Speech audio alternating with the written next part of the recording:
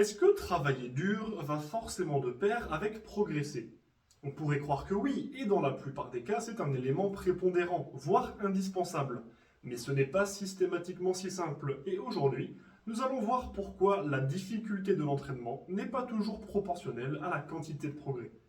Juste avant de commencer, si vous appréciez ces vidéos hebdomadaires, pensez au like, commentaire, enregistrement, un partage en story ou sur vos réseaux sociaux aide énormément à la visibilité. Toute forme de soutien est grandement appréciée. Le premier point à formuler concerne bien évidemment la récupération.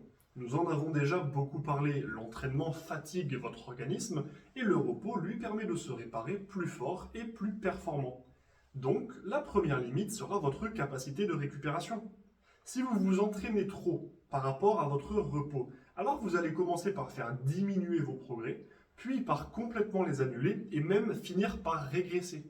Mais même au-delà de votre capacité de récupération, vous pouvez très bien être dans ces limitations et pour autant ne pas être optimisé. Les athlètes de très haut niveau jouent en permanence sur la fine ligne entre l'entraînement parfaitement optimisé et le surentraînement.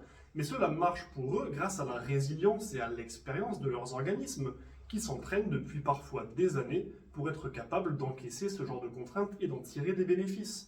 Et cela est couplé, il est vrai, bien souvent à des facteurs génétiques avantageux. Mais pour la plupart des gens qui ne sont pas des athlètes professionnels, alors faire le maximum sans pour autant dépasser sa limite de récupération n'est pas systématiquement la meilleure solution.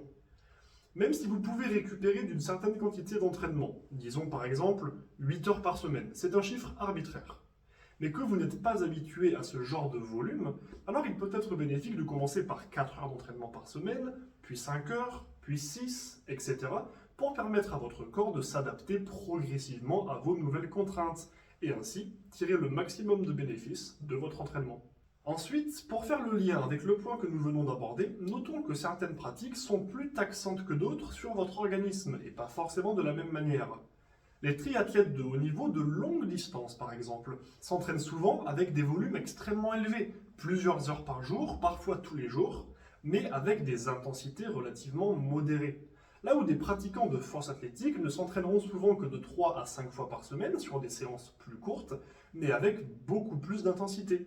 Dans cette situation, en faire plus pourrait leur être dommageable. Le travail de force, par exemple, va vous coûter très cher au niveau de votre système nerveux, là où une séance d'hypertrophie représentera plus un coût musculaire. Une séance technique complexe va vous épuiser mentalement via vos capacités de maintien de l'attention et de concentration. L'apprentissage d'une nouvelle technique, d'un nouveau geste ou d'une nouvelle méthode va nécessiter de nouvelles connexions. Une partie de l'entraînement que vous détestez vous coûtera plus cher qu'une partie que vous adorez, etc., etc. Les exemples sont infinis. Enfin, nous pouvons citer, sans tous les lister, les cas spéciaux, où vous êtes légèrement blessé, où vous êtes fatigué pour d'autres raisons que votre entraînement, où vous êtes en semaine de décharge. Dans toutes ces circonstances, s'entraîner aussi dur que possible ne sera probablement pas une bonne idée. Et pour approfondir ce point de la semaine de décharge, si les athlètes de haut niveau s'accordent du repos, et si toutes les programmations de force, d'haltérophilie, de musculation, de crossfit, etc., prévoient des semaines et des périodes de décharge, ce n'est pas pour rien. Alors pour toutes les raisons que nous venons de citer, s'entraîner dur, certes c'est important et c'est même souvent essentiel, mais il faut le faire intelligemment et pas systématiquement dans une optique de toujours plus fort, toujours plus long, toujours plus intense. J'espère que cette vidéo vous aura été utile. Si vous avez des questions sur les points que je viens d'aborder ou d'autres interrogations sur le sujet, contactez-moi pour me les poser. Si vous avez des questions concernant votre diète, votre entraînement ou autre, n'hésitez pas à me les soumettre.